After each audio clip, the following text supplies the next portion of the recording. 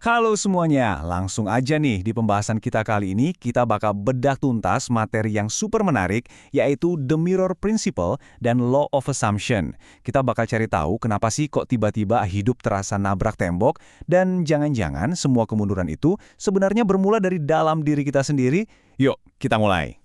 Coba deh ingat-ingat, pernah nggak sih ngalamin situasi yang ya relatable banget lah buat kita semua? Pasangan yang tadinya super lengket, tiba-tiba ghosting begitu aja? Atau mungkin karir mandek dan pintu rezeki rasanya mampet banget tanpa alasan yang jelas, padahal kan kita ngerasa udah usaha mati-matian, ya nggak? Nah, sumber materi kita memunculkan satu pertanyaan yang jujur aja lumayan provokatif. Pertanyaannya gini, apakah semua realita 3D yang bikin pusing kepala ini sebenarnya murni hasil ciptaan pikiran kita sendiri? Kepikiran nggak ih, kalau penolakan atau sikap dingin dari orang lain itu akarnya justru ada di dalam kepala kita? Oke, tapi tunggu dulu. Sebelum kita bahas teorinya lebih dalam, ada satu catatan penting yang nggak boleh dilewatin. Kalau kamu lagi sedih, galau, atau pengen nangis, ya nangis aja. Itu normal banget. Kita kan manusia, bukan robot. Maksain diri buat selalu pura-pura bahagia setiap saat itu malah jatuhnya toxic positivity. Dan kita harus banget hindarin itu. Jadi, rasain emosinya, keluarin aja. Tapi ingat, jangan kelamaan galaunya.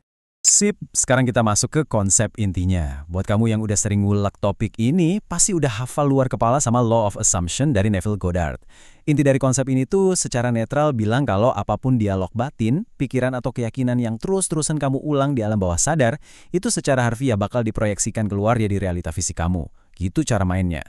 Sumber ini juga ngasih pendekatan yang agak-agak tough love alias cinta yang tegas. Katanya gini, realita 3D kita saat ini tuh benar-benar cuma sekedar gema dari masa lalu. Jadi, kalau tiba-tiba pasangan berubah dingin atau uang seret, itu bukan kebetulan semata. Itu karena tanpa sadar, kamu terus-terusan muter skenario negatif di kepalamu sendiri beberapa waktu sebelumnya. Nah, ini bagian yang mungkin kedengarannya agak nyelekit. Ini adalah kesalahan kamu. Berdasarkan referensi kita, kalau ada jarak yang tiba-tiba muncul, atau bahkan perselingkuhan dalam sebuah hubungan, itu sama sekali nggak ada hubungannya sama masalah fisik, atau ngerasa kurang pinter, kurang cantik. Masalah eksternal ini muncul murni karena seseorang tanpa sadar ngasih makan cerita negatif di kepalanya terus-menerus. Kayak ngerasa takut banget ditinggalin. Disinilah kontras antara keyakinan lama sama keyakinan baru kelihatan jelas banget. Kalau kamu masih nyimpen pikiran kayak, emang aku mah bukan prioritasnya? Nah, tebak apa yang terjadi?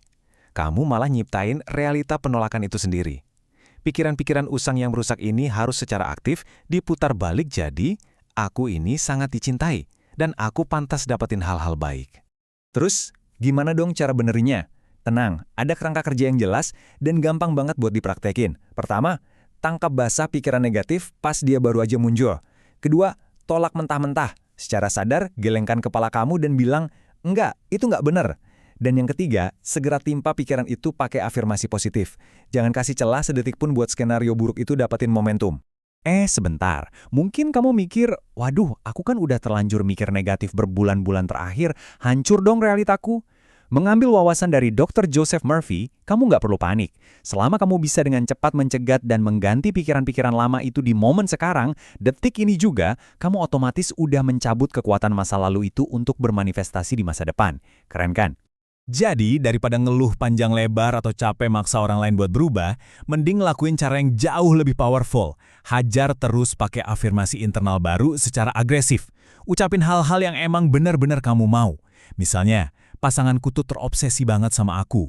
Atau uang ngalir gitu aja ke hidupku dengan gampang. Ini bukan soal bohongin diri sendiri ya, tapi ini soal nulis ulang instruksi di alam bawah sadar kamu yang selama ini salah arah. Pesan paling penting dari keseluruhan materi kita adalah berusaha ngubah realita eksternal di luar sana, kayak ngomelin pasangan biar lebih romantis, itu bener-bener buang waktu.